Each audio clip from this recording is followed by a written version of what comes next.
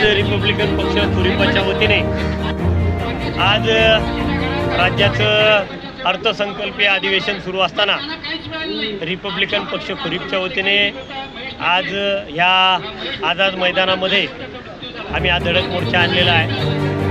धडक मोर्चा आणण्यामागची जी कारणं आहेत ती अतिशय महत्त्वाची कारणं आहेत।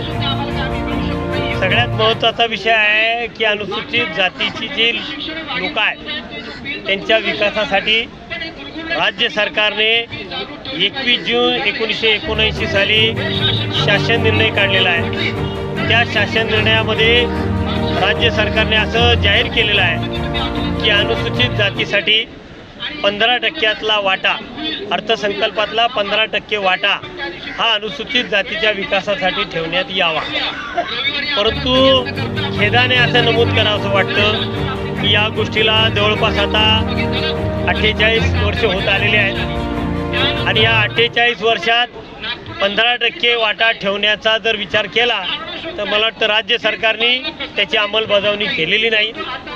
उलट राज्य सरकारकडून अनुसूचित जातीच्या विकासासाठी जो निधी ठेवायला पाहिजे तो कमी ठेवला जातो आणि जो ठेवला जातो तो कधी जलसंपदा विभागाला, कधी सार्वजनिक बांधकाम खात्याला, कधी लाडक्या बहिणीला, कधी काही वेगवेगळ्या योजनांच्यासाठी सरकार तो निधी वापरतो।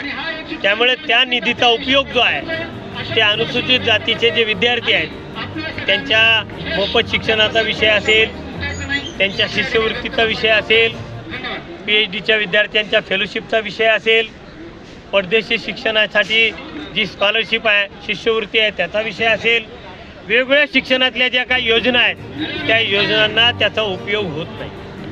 आज झालंय काय की राज्य सरकारने मोठ्या प्रमाणावर खाजगी संस्थांना शिक्षण क्षेत्रामध्ये परवानग्या दिल्या। आज खाजगी विद्यापीठं वाढली, युनिव्हर्सिटीज वाढल्या, DM युनिव्हर्सिटी वाढल्या, अल्पसंख्याक दर्जाच्या युनिव्हर्सिटीज वाढल्या।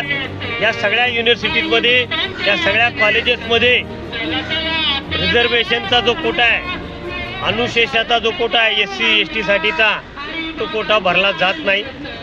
त्या ठिकाणी त्यांना मोफत शिक्षण दिलं जात नाही, त्यांना शिष्यवृत्ती योजना तिथे लागू केली जात नाही। तिथे जो स्टाफ आहे मग तो शिक्षक प्राध्यापक असतील, तिथे क्लेरिकलचा स्टाफ असेल किंवा इतर कुठलाही स्टाफ असेल, शिक्षकेतर स्टाफ, तिथे सुद्धा रिझर्वेशनचं धोरण लागू केलं जात नाही। आणि तर राज्य सरकारला सांगणं आहे की हा आमचा जो वाटा आहे तो सर्व क्षेत्रामध्ये आम्हाला मिळाला पाहिजे। सगळ्या शाळांमध्ये काय मेन मुद्दा आजचा काय? मेन मुद्दा आमचा असा आहे की आमचा 15%चा जो वाटा आहे तो आम्हाला ठेवला पाहिजे। त्याचा उपयोग आमच्या SC STच्या विकासासाठी वापरण्यात आला पाहिजे। दुसरी गोष्ट, आजही शासनामध्ये भरती प्रक्रिया राबवली गेलेली नाही। खूप मोठा बॅकलॉग शिल्लक आहे SC ST VJT OBCचा, इतरही समाजाचा बॅकलॉग शिल्लक आहे। सरकारने भरती प्रक्रिया राबवावी, बॅकलॉग भरावा। कंत्राटी पद्धत सरकारने सुरू केलेली आहे। या कंत्राटी पद्धतीमध्ये रिझर्वेशन नाही आहे। आमचं म्हणणं आहे की तिथे रिझर्वेशनचं धोरण लागू करा आणि या SC ST VJT OBCच्या लोकांना त्या रिझर्वेशनचा लाभ मिळाला पाहिजे। खाजगी जे हे आहेत, मोठमोठे कंपन्या आहेत, खाजगी कंपन्या, त्याच्यामध्ये सुद्धा रिझर्वेशनचं धोरण तुम्ही लागू करा। आणि अतिशय महत्त्वाचा मुद्दा मी तुम्हाला सांगतो साहेब की आता आहे ना आपल्याकडे आपल्या शेजारचा देश आहे श्रीलंका, त्या श्रीलंकेने एक चांगला निर्णय घेतला। सगळ्या माजी आमदार खासदारांच्या पेन्शन त्यांनी बंद केलेल्या आहेत। आपल्या देशामध्ये जे आमदार खासदार, माजी आमदार खासदार आहेत, तुम्ही जर आहे ना त्यांचे इलेक्शनचे विवरणपत्र जर पाहिले तर सगळ्यांच्या करोडोच्या संपत्त्या आहेत। यांच्या सगळ्यांच्या पेन्शन बंद करा, यांना सगळ्यांना क्रिमिनल लावा।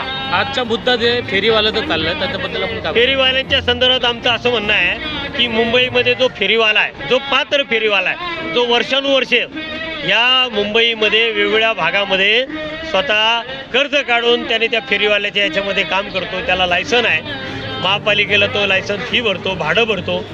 आज त्याचे सगळे स्टॉल महापालिकेने उचललेले आहेत। आज जवळजवळ महिना होऊन गेलेला आहे। जशा ह्या महापौरबाई आल्या त्यांना स्वप्न पडलं की सगळे बांगलादेशी आहेत। मला कळत नाही, यांच्या गृह खातं यांच्या मुख्यमंत्र्यांच्याकडे आहे। गृह खात्याने सांगावं की सगळेच जण आहेत ना बांगलादेशी। जर सगळे बांगलादेशी नाही आहेत तर सगळ्यांना तुम्ही का उचलता? त्यांनी कर्ज काढलेले आहेत, ते हप्ते भरतायत कर्जाचे. आज महिना 2 महिने झाले ते सगळ्या लोकांच्या कुटुंबाची उपासमार चाललेली आहे. ही कुठेतरी थांबलं पाहिजे. बघा, जो सर्वसामान्य कष्टकरी वर्ग आहे त्याच्या पोटावर तुम्ही लात मारलेली आहे. म्हणून आमचं सांगणं आहे, तुम्ही धर्माच्या आधारावर राजकारण करता, पण लोकांच्या पोटावर येतं ते. कुठेतरी गोरगरिबाच्या पोटावर लात मारू नका.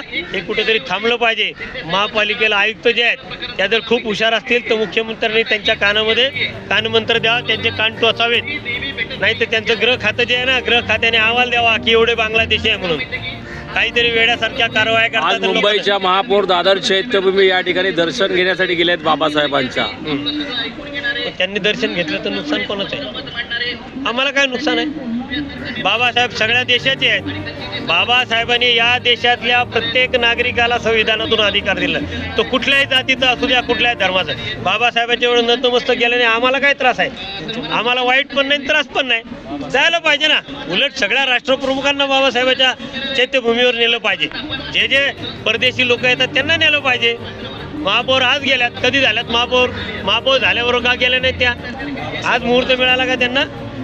म्हणजे हा सोयीचा कार्यक्रम आहे का महापौरांचा? हे पण कळायला पाहिजे ना.